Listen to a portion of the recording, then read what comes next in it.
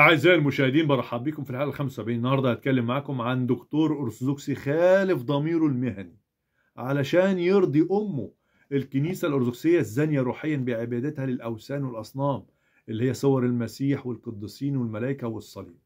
بتاريخ 1/12/2025 الساعة 9:30 10 إلا تلت تقريبا، خدت أخويا اسمه أيمن من ذو الهمم ورحت أكشف عليه صدرية عند دكتور صدرية اسمه أيمن أيوب.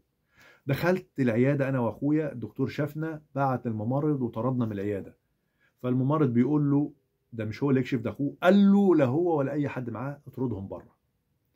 خرجنا بره ولقيت الممرض مصر إن يمشي كلام الدكتور. خدنا بعضنا ورحنا اسم الساحل أنا وأخويا، ودخلنا النائب المأمور وحكينا له على اللي حصل. اتصل بالجهات المسؤولة بتاعته أو العليا بتاعته، ردوا عليه وقالوا له اعمل محضر. عملنا محضر فعلا.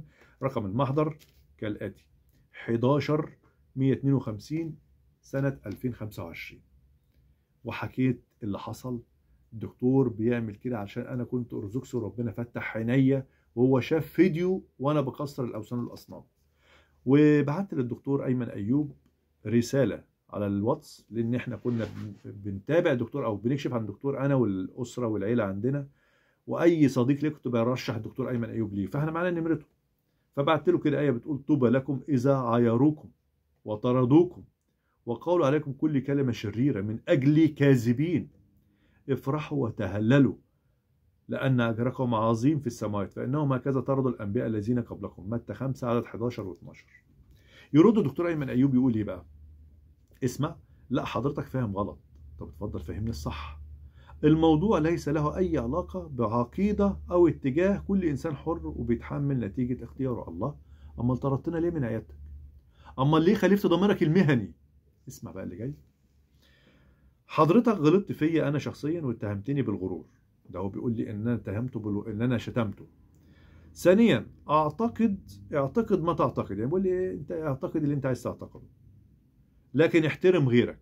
الله، هو اعتقادي وإيماني بالإنجيل اللي بيظهر عيوب الكنيسة الأرثوذكسية هو ده يبقى ده غلط؟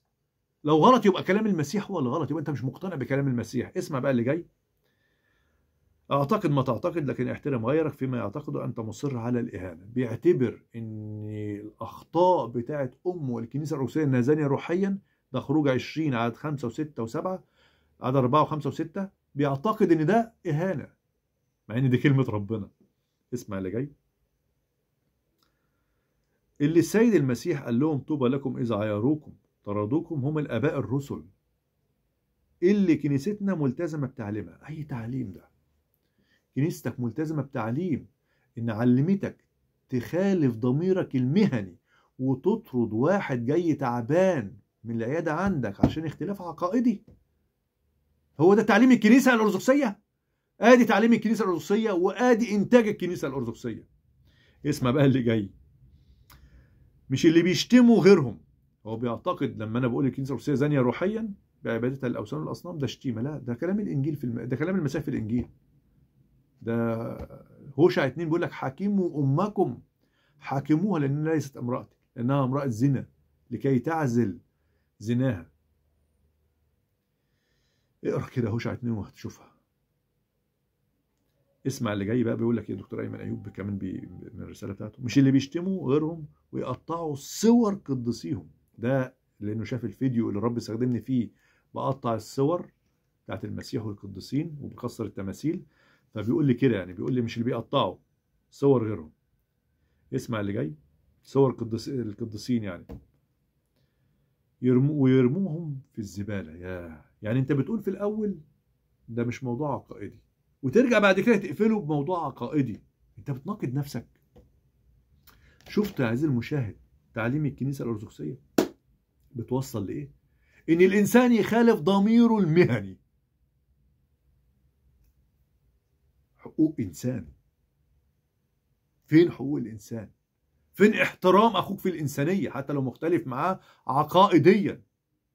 للأسف الشديد الدكتور أيمن أيوب لصفته من شخصه خالف ضميره المهني علشان يرضي أمه الكنيسة الأرثوذكسية. آدي تعليم الكنيسة الأرثوذكسية. بتطلع دكاترة وبتطلع ناس للأسف الشديد بيخالفوا ضميرهم المهني زي دكتور ايمن ايوب، وللاسف الشديد مش بيعتذروا حتى على الغلط اللي بيعملوه. شفت الكنيسه الارثوذكسيه بتوصل الناس لايه؟ عزيزي المشاهد، المسيح والانجيل ابرياء من واحد زي دكتور ايمن ايوب وغيره اللي بيخالفوا ضميرهم المهني وبيجوا يلزقوا ويقولوا الرسل بتاعت المسيح. لا، رسل المسيح والانجيل ابرياء من التعاليم دي. ده ان جاء عدوك فاطعمه من عشر فاسقيه، حبوا اعداءكم، مش اطردوا الناس اللي مختلفه معاكم عقائديا وخالف ضميرك المهني وسيب الراجل يطلع من عندك تعبان من غير ما تديله علاج يتعالج بيه. عيب. دي رساله لكل واحد في الكنيسه الارثوذكسيه، راجع تعاليم امك الكنيسه الارثوذكسيه زانيه روحيا على كلام المسيح في الانجيل وارجعوا للمسيح. سلام.